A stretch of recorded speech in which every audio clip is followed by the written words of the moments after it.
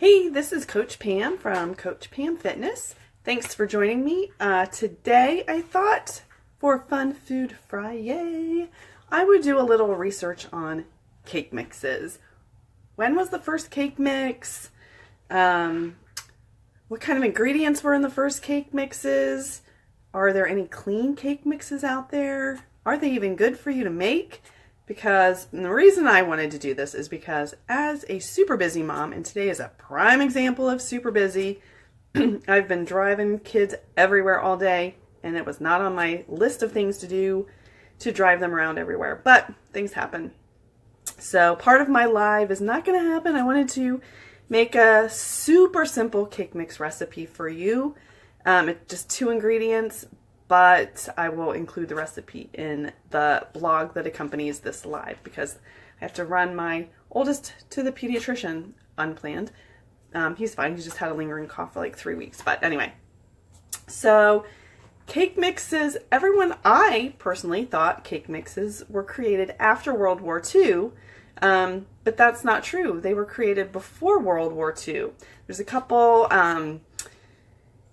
differing reasons why. One was because there was a surplus, and one article I read was because there was a surplus of molasses. One was because there's a surplus of flour. So there's a little confliction about why cake mixes started, but what is clear is that cake mixes were created, a cake mix was created in 1930-ish, and by a man named P. Duff and Sons, developed a cake mix on December 10th, 1930. He applied for a patent, and this is quoting what they say, owing to an invention that relates to dehydrated flour for use in making pastry products and to a process of making the same. I'm not really sure what that means, but he used a mixture of molasses, wheat flour, shortening, baking soda, powdered egg, cinnamon, and all moms had to do was add water. There was a couple different flavors, vanilla and chocolate, obviously. He was granted the patent in October of 1933. And so then moms felt like they weren't really baking if they just had to add water, so they wanted whole eggs. And this is another controversy because then he submitted another patent for a breakthrough that all we needed to do was add eggs. So that's where the first cake mix came in. Fascinating. I always thought it was after World War III. But the last quarter of the 1940s, after World War II, saw a huge explosion in cake mix companies. 200, to be exact, selling cake mixes. The majority went to Pillsbury and Betty Crocker, but there was also Duncan Hines and Betty Crocker, General Mills, went the adding your egg route, but Pillsbury remained adding strictly water.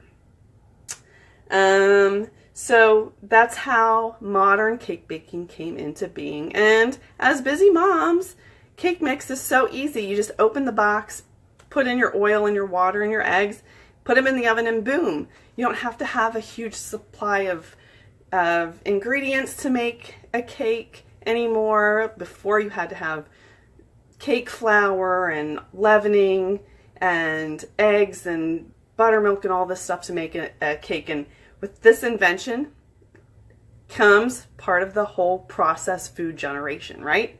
So, where'd my other cake mix go? Oh no, where'd it go?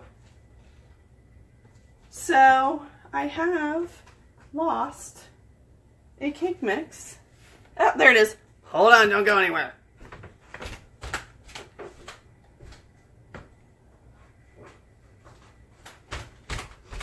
I'm back. Sorry. So I have two cake mixes. A Pillsbury chocolate cake mix, just your run-of-the-mill chocolate cake mix. And then I have a new version from Pillsbury that I have found is really good. It's, you know, there are two different flavors, but this is purely simple. There is no preservatives or colors or artificial flavors in this one. So, are cake mixes clean? Are they healthy? What should we use cake mixes anymore? Well, I mean, I use cake mixes, but I use this because sometimes I'm just too busy to bake from scratch. Today's a perfect example. But this cake mix, it's been in my pantry since 2014. I guess I should, that's when it expires, so it's been in my pantry for a long time. I haven't used these kind of cake mixes. But, so I guess I need to throw it away. But again, there's all these preservatives in it, so maybe I don't need to throw it away. So the ingredients in a normal cake mix: sugar, bleached flour, partially hydrogenated soybean oil, baking powder, cellulose, propanol glycol, artificial flavor, propanol glycol esters of fatty acids. I don't know what these mean. Cellulose gum, polysorbate 60, sodium stearate, red 40, TBQ, and citric acid. I don't know about you, but the more and more I learn about clean eating and processed foods, I don't want this in my diet. I don't want this in my kids' diet. Red 40. We found out my 11-year-old, when he has red dyes, he goes off the charts crazy behavior. I don't want that. I don't want that. If you can't pronounce it, or you don't even know what it means, it shouldn't go in your body. Pure and simple. Now, don't get me wrong.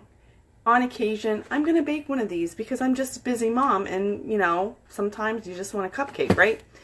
But, and this is kind of hard to find. I can get this at my grocery store, but I can't get it at Walmart. Maybe your Walmart has it or whatever. But the ingredients to this, pure and simple. Wheat flour. It's not bleached. It's wheat flour. Sugar, canola oil, baking soda, cornstarch, salt, xanthan gum. Now, xanthan gum, some people say it's bad. Some people say it's fine.